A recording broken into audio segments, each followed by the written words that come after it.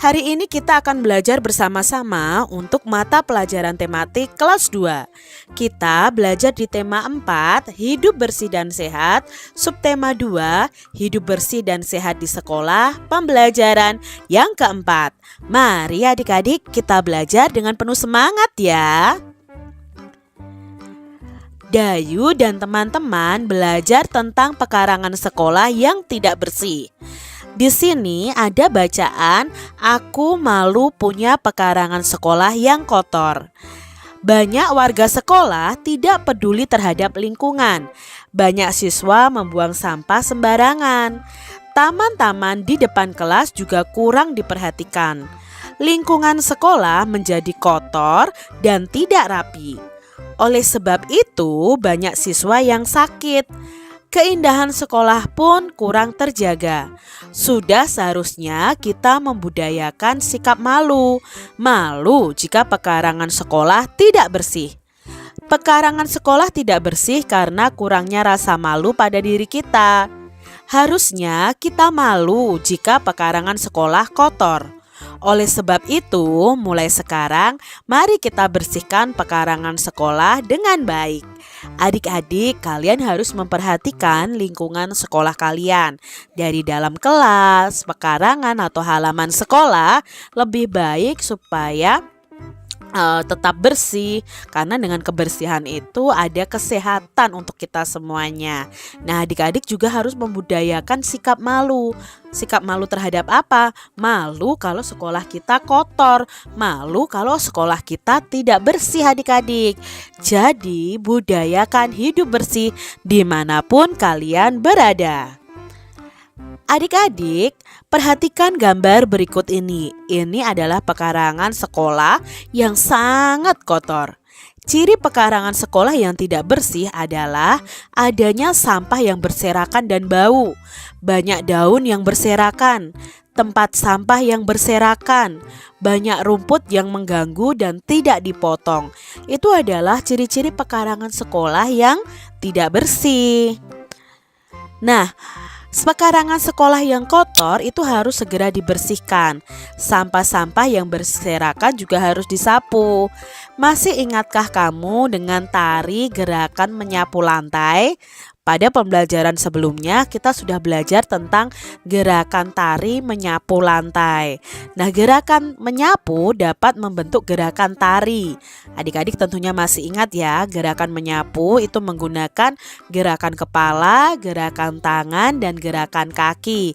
Gerakan kepala bisa menoleh, lalu gerakan tangan mengayun, gerakan kakinya melangkah. Dalam menari ada yang namanya pola lantai. Apa itu pola lantai? Yuk kita pelajari bersama-sama. Nah, pola lantai adalah suatu pola atau posisi penari pada waktu menari adik-adik. Jadi ketika menari supaya tidak monoton itu dilakukan pola lantai. Nah, pola lantai itu bermacam-macam. Contohnya yang pertama adalah pola lantai horizontal. Jadi penarinya itu berjajar ya, dari samping ke samping, dari samping kanan ke samping kiri. Itu pola lantai horizontal. Lalu ada pola lantai vertikal. Nah, pola lantai vertikal ini berjajar penarinya dari depan ke belakang, itu dalam satu garis. Itu pola lantai vertikal. Lalu ada pola lantai membentuk huruf V ya, membentuk huruf V. Bentuknya seperti ini adik-adik, pola lantai huruf V. Lalu ada pola lantai huruf O ya, membentuk seperti lingkaran. Itu pola lantai huruf O. Nah, itu tadi pola lantai yang bisa kalian lakukan dalam gerakan tari. Dalam kalian menari tidak harus berhorizontal terus atau vertikal terus, tidak, tetapi bisa berubah-ubah pola lantainya. Nah, sekarang lakukan gerakan menyapu lantai dalam bentuk tari dengan hitungan. Misal saja ya, 2 kali 8 selang-seling ke arah yang berbeda. Kalian juga bisa membentuk pola lantai ya. Pola lantai horizontal, vertikal, membentuk huruf V, membentuk huruf O, seperti itu. Nah, alat musik yang bisa kalian gunakan untuk pengiring tari itu ada gendang, ada rebana, ada tamborin, ada tifa. Nah, kalian pasti tahu ya, ini termasuk dalam alat musik ritmis tanpa nada atau tanpa melodi. Adik-adik, perhatikan gambar rebana dan gendang. Nah, pada rebana permukaannya itu berbentuk lingkaran. Lalu permukaan pada gendang ya, pada kulitnya itu berbentuk segitiga. Nah, adik-adik sudah belajar tentang bangun datar. Hari ini kita akan belajar tentang pola. Nah, pola bangun datar. Pada dinding gendang terdapat pola segitiga. 2 atau lebih bangun datar itu dapat disusun dan susunan itu membentuk pola tertentu. Nah, perhatikan susunan pola bangun datar berikut. Ini ada susunan pola lingkaran, segitiga, lingkaran. Berarti setiap kita menggambar lingkaran, berikutnya adalah segitiga. Setelah segitiga, lingkaran. Setelah lingkaran, segitiga lagi, lalu lingkaran lagi, lalu segitiga lagi. Ini yang namanya pola bangun datar. Contoh lainnya, di sini ada 2 lingkaran ya. Lingkaran-lingkaran, segitiga-segitiga, lingkaran-lingkaran, segitiga-segitiga.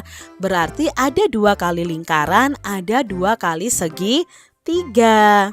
Itu pola lingkaran dan segitiga berikutnya. Nah, sekarang pola berikutnya ada 1 segitiga, 2 lingkaran, 1 segitiga, 2 lingkaran. Berarti polanya ini berurutan terus ya. Jadi setelah segitiga 1, lingkarannya 2, segitiganya 1, lingkarannya 2. Seperti itu berulang-ulang. Nah, sekarang Kak Citra punya pola bangun datar. Nah, di sini kita akan melengkapi titik-titiknya dengan gambarnya adik-adik. Di pola yang pertama ada 2 lingkaran, 2 segitiga, 2 lingkaran, 2 segitiga. Maka titik-titik ini isinya apa? Ya, isinya adalah 2 lingkaran. Kita lihat pola yang berikutnya. Persegi, belah ketupat, persegi, belah ketupat. Lalu pola berikutnya, setelah belah ketupat, ya persegi. Setelah persegi, belah ketupat. Ini yang namanya pola bangun datar. Berikutnya adik-adik, ada belah ketupat, persegi, titik-titik, titik-titik, persegi, belah ketupat, persegi. Nah, perlu kita ketahui bahwa sebelum persegi itu ada 2 belah ketupat. Maka titik-titik di 2 ini yang kosong ini adalah bangun belah ketupat. Itu tadi cara menentukan pola bangun datar. Demikian tadi adik-adik pembahasan kita di tema 4, subtema 2 pembelajaran yang keempat. Semoga